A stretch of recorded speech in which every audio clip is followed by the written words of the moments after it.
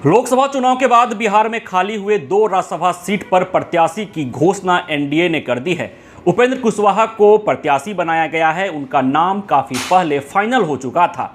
लोकसभा चुनाव में करारी हार झेलने वाले उपेंद्र कुशवाहा पर भरोसा जताया गया है, लेकिन बीजेपी ने पूरी तैयारी कर रखी है। बीजेपी को यह भी डर सता रहा है कि आने वाले दिनों में उपेंद्र कुशवाहा कहीं इधर उधर ना करे। मैं आपको बताता हूं कि बीजेपी ने क्या तैयारी कर रखी है। बीजेपी ने उपेंद्र कुशवाहा को कैसे काबू में रखने की कोशिश की है, इसे समझने के लिए राज्यसभा की जिन 2 सीटों पर उपचुनाव हो रहा है उनकी कहानी जानिए। इस साल हुए लोकसभा चुनाव में राज्यसभा के 2 सांसद जीत गए। राजद की मीसा भारती और बीजेपी के विवेक ठाकुर। इन दोनों ने राज्यसभा की सीट से इस्तीफा दिया और उन्हीं दोनों सीट पर उपचुनाव हो रहा है। मीसा भारती का कार्यकाल 7 जुलाई 2028 तक था, वहीं विवेक ठाकुर का कार्यकाल 9 अप्रैल 2026 तक था। बिहार से राज्यसभा की 2 सीटों पर अलग अलग उपचुनाव हो रहे हैं।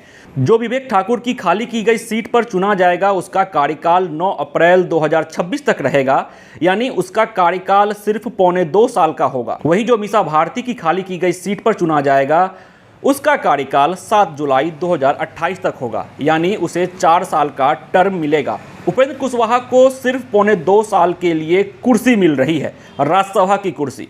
बीजेपी ने उपेंद्र कुशवाहा को राज्यसभा की जो सीट दी है वह विवेक ठाकुर द्वारा खाली की गई सीट है, यानी उपेंद्र कुशवाहा राज्यसभा सांसद बनते हैं तो 9 अप्रैल 2024 में रिटायर हो जाएंगे, उनकी संसदीय खत्म हो जाएगी। बीजेपी ने मीसा भारती के इस्तीफे से खाली हुई सीट पर अपने उम्मीदवार मनन कुमार मिश्रा को राज्यसभा भेजा है। मनन कुमार मिश्रा जो पटना हाई कोर्ट के अधिवक्ता हैं और लंबे समय से बीजेपी से जुड़े हुए हैं। बीजेपी सूत्रों के मुताबिक उपेंद्र कुशवाहा ने बीजेपी आलाकमान से मांग की थी कि उन्हें 4 साल के कार्यकाल वाली सीट से राज्यसभा भेजा जाए, लेकिन बीजेपी ने उनकी मांग नहीं मानी। बीजेपी की ओर से उन्हें साफ साफ कह दिया गया कि उन्हें राज्यसभा भेजकर ही एहसान किया जा रहा है, अब इसमें वो अपनी डिमांड नहीं रखे।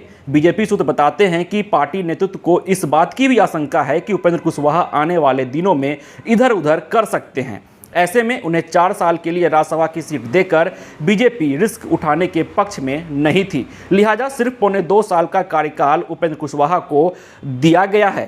पार्टी 2025 में होने वाले विधानसभा चुनाव का इंतजार कर रही है। अगर उसमें सब सही रहता है तो फिर 2026 में उपेंद्र कुशवाहा पर विचार किया जाएगा। मतलब साफ है कि बीजेपी यह देख रही है कि आने वाले बिहार विधानसभा चुनाव में बिहार की सियासत किसी भी करवट की ओर घूम सकती है, लिहाजा उपेंद्र कुशवाहा आने वाले समय में इधर उधर ना करें।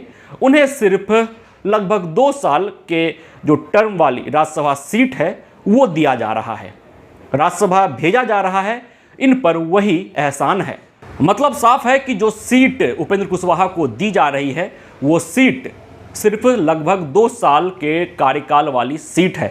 मतलब विवेक ठाकुर को जो सीट मिल रही है वो सीट 4 साल के कार्यकाल वाली सीट होगी। पैनोरमा ग्रुप, जो सोचता है वो करता है। ये लो, मुंह मीठा करो। आज मैंने अपना जॉब छोड़ दिया, अब हम पूर्णिया वापस जाएंगे। जॉब छोड़ दिया है? मतलब ये घर कैसे चलेगा? हम करेंगे क्या? और माँ बाबूजी क्या बोलेंगे? इसलिए मैं एक और मिठाई का डब्बा लाया। अपने बिजनेस के लिए लोन अप्रूव हो गया। अरे लोन अप्रूव हो गया वो तो ठीक है, लेकिन पूर्णिया में हम रहेंगे कहाँ? अपना घर भी तो नहीं है वहां। इसलिए तो एक और मिठाई का डब्बा अलग से लाया हूं। हमने पूर्णिया में घर ले लिया है, पूर्णिया के ई होम्स पैनोरमा में। पूर्णिया में पैनोरमा ग्रुप लेकर आए हैं ई होम्स पैनोरमा। बड़ा घर, आलीशान जिंदगी और अत्याधुनिक सुविधाओं के संग। अरे अरे, अब क्यों मुंह मीठा करवा रही हो? क्योंकि हम घर वापसी जो कर रहे हैं।